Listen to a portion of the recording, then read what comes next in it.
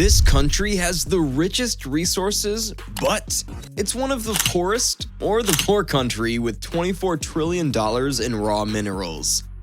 Beneath the surface of Africa lies a wealth of mineral resources of enormous value.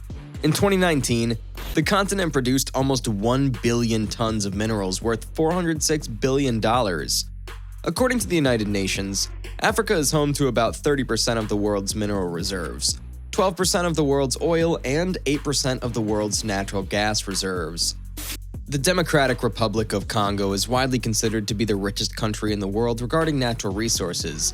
Its untapped deposits of raw minerals are estimated to be worth in excess of US $24 trillion. But what are they, and why are they worth so much? Before we get started, be sure to hit that subscribe button if you haven't already. Okay, let's begin.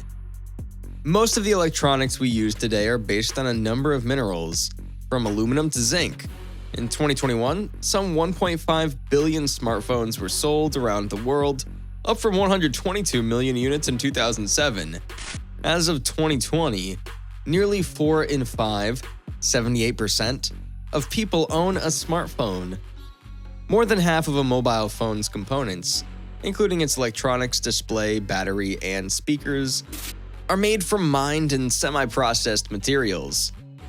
Lithium and cobalt are some of the key metals used to produce batteries. In 2019, about 63% of the world's cobalt production came from the Democratic Republic of the Congo. Another strategic mineral mined in the DRC is coltan, a name derived from columbite tantalite. In 2021, the DRC's coltan production amounted to an estimated 700 tons, making the Central African country the world's largest coltan producer by far. Coltan is indispensable to the manufacture of all modern technological devices. The mineral is refined to tantalum powder, which is used to make heat-resistant capacitors in laptops, cell phones, and other high-end electronic devices. The global coltan market was valued at $1.5 billion in 2019, and it's expected to reach $1.9 billion by the end of 2026, growing at a rate of 5.58% a year between 2021 and 2026. But coltan mining businesses rarely compensate affected communities by implementing development programs, which is a statutory requirement in terms of the mining laws. Coltan is mined through a fairly primitive process similar to how gold was mined in California during the 1800s. Dozens of men work together digging large craters in steam beds, scraping away dirt from the surface in order to get the coltan underground.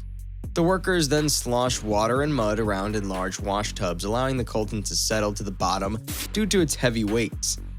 A good worker can produce 1 kilogram of coltan a day. Coltan mining is very well paid in Congo terms. The average Congolese worker makes $10 a month, while a coltan miner can make anywhere from $10 to $50 a week. However, as much of the world begins to find out of this special resource, it's caused a lot of controversy around its production and the safety around it. But who can blame anyone for asking these questions? Congo should be one of the richest countries in the world, but it seems that it's not the case on the face of it. The path that coltan takes to get from Central Africa to the world market is a highly convoluted one, with legitimate mining operations often being confused with illegal rebel operations, and vice versa, making it difficult to trace the origin. The demand for coltan by Western industries skyrocketed in 2000 when new technologies started being used for mobile phones and other electronic devices. According to Toward Freedom's John Lasker, high market prices were mainly related to the mass production of the Sony PlayStation 2 combined with a global shortage of supplies. Correspondingly, the price for coltan rose dramatically, from $30 per pound in 1999 to $380 per pound in December 2000. High market prices provoked the so-called coltan fever. Entire communities in the eastern DRC became involved in coltan mining.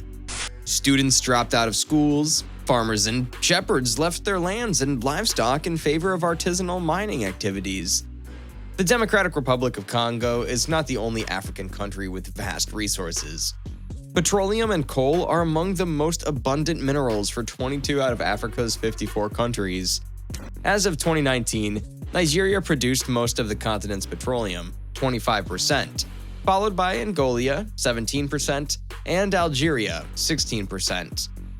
Metals including gold, iron, titanium, zinc, and copper are the top produced minerals for 11 countries.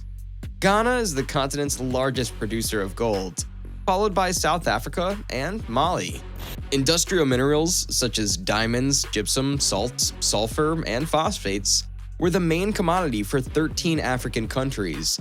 The DRC is Africa's largest industrial diamond producer, followed by Botswana and South Africa. Botswana ranks number 1 in Africa for the production of gem-quality diamonds used for jewelry. At $125 billion per year, South Africa generates the most money from its mineral resources. Nigeria comes in second with $53 billion per year, followed by Algeria, $39 billion, Angola, $32 billion, and Libya, $27 billion. These 5 countries produced more than 2/3 of the continent's mineral wealth.